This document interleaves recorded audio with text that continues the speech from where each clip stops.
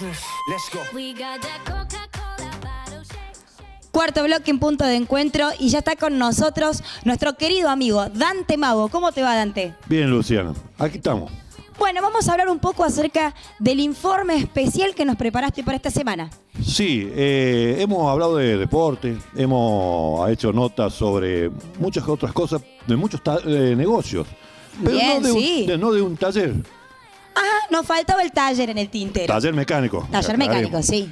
¿Te acordás, Luciano, del taller del Cholo? Sí, me acuerdo. Bueno, justamente... Era muy chica, pero me acuerdo. Justamente esta semana le hice un reportaje a su hijo, José. Cuánta anécdota nos contó cuando su papá tenía también la estación de servicio.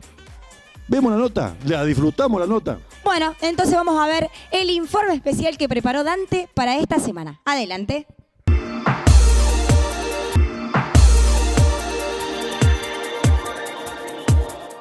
Bien, buenas noches, Dante, y bueno, sí, contarte un poco la historia de mi padre, ¿no? Cómo empieza todo esto. Si bien el sobrenombre no sé cómo es de la infancia, por qué nace el Cholo, pero tendré que preguntarle a mi madre o a algún parentesco más viejo, digamos, sí. Él empezó con la estación de servicio, o antes me contaste, fue de micrófono en el campo, algo así.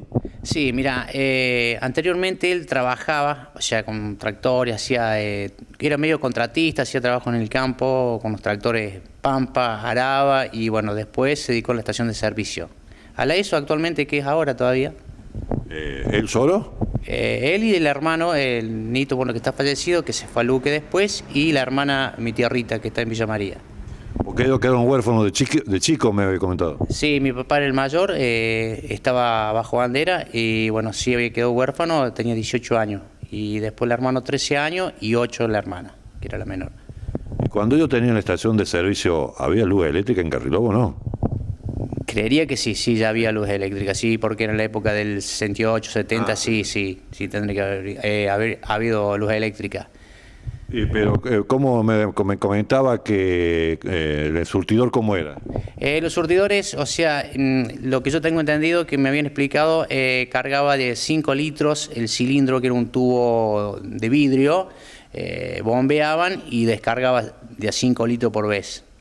Y así medían el combustible, obviamente. Y también lo vendía con tambor en aquellos tiempos. Se vendían en tambores, o sea, para la cosecha, o sea, que eran las máquinas fijas que había en los campos, que todo el mundo sabe, o sea, la gente grande, y se llevaban en barriles, o sea, o los tambores que le decían barriles. ¿Y después de la estación de servicio? Después de la estación de servicio, que fue más o menos por el año 70, 71, abre un taller, o sea, al lado de su casa de familia, y empieza a trabajar directamente al taller mecánico. Actualmente en la estación de servicio algo de reparaciones así, o sea, de mantenimiento de moto, vehículos, pintaban, o sea, lavadero, tenían varias cosas. Pero cuando él abrió el taller acá mecánico, ¿solamente qué tenía? ¿Qué tenía? O sea, era cielo abierto, una fosa, y así nace el taller del Cholo.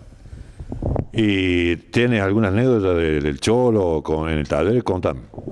Y anécdotas que me puedo acordar en el taller, y varias, ahora no me viene en el momento en la memoria, pero sí, seguramente que bueno, me tendría que acordar, pero he escuchado muchas con otra gente, amigos de él, ¿no?, que contaban. ¿Se trabajaba mucho en aquellos tiempos? Sí, siempre han trabajado, o sea, era más sacrificado antes, o sea, era más bruto la mecánica, era más pesado, o sea, hoy se trabaja, si bien a lo mejor un poco más electrónica, pero bueno, antes era más a fuerza, digamos. A honor de él, le pusiste el nombre del taller El Cholo. ¿Y vos estudiaste para estar en este taller? Sí, yo fui a un colegio técnico en el año 81 a Las Varillas y egresé en el año 85. Bueno, me gradué y me fui a trabajar un tiempo a Villa María. Después tuve un tiempo en el campo y ya volví a mi taller y bueno, hasta el día de hoy. Y volviendo a lo del Cholo, cuando estaba él, ¿te acordás de algunos empleados? Sí, o sea, han pasado varios, o sea, en la época que estaba mi papá trabajando y yo era chico, estaba Rubén Giovannini, el Nati Bébolo, que bueno, está actualmente en Carrilobo, que lo conocen, y así sucesivamente vinieron chicos más jóvenes después, o sea, José Morales, Jorge Giordanino, César Pauletti, y algunos chicos más que a lo mejor no me acuerdo en este momento. ¿Y qué recuerdos tenés lindo, por supuesto, de tu padre. Y mucho, o sea, mucho porque por ahí hacíamos algo o tener una porfía en un trabajo y por ahí me la ganaba y bueno, y viene, viste que tenía razón y un montón de cosas, o sea, lindos recuerdos, sí. Viajes juntos. Aparte de tener la mecánica que arreglaron los autos, por supuesto, picar, algunos camiones lo han arreglado, ¿hacían otra cosa? ¿Tenían otro anexo? Sí, habíamos anexado, o sea, compra y venta de autos, o sea, normalmente comprábamos autos para restaurar, ¿no? Bueno, me acuerdo que fuimos una vez cerca a Los Zorros a comprar una chata, una Peugeot. Yo cuando la vi digo, no, esto no, papi, digo, ¿cómo vamos a llevar esto? Y estaba en un gallinero, o sea, dormía en la gallina, pero bueno, y la quería, y bueno, la trajimos. Chocho de la vida, él venía con su Peugeot y bueno, la reparamos toda, casi tuvimos un año para restaurarla y una vez que terminamos esa chata, vino un día el dueño anterior, o sea, a visitarnos y dice, ¿esa era mi chata? Sí, y la volvió a comprar.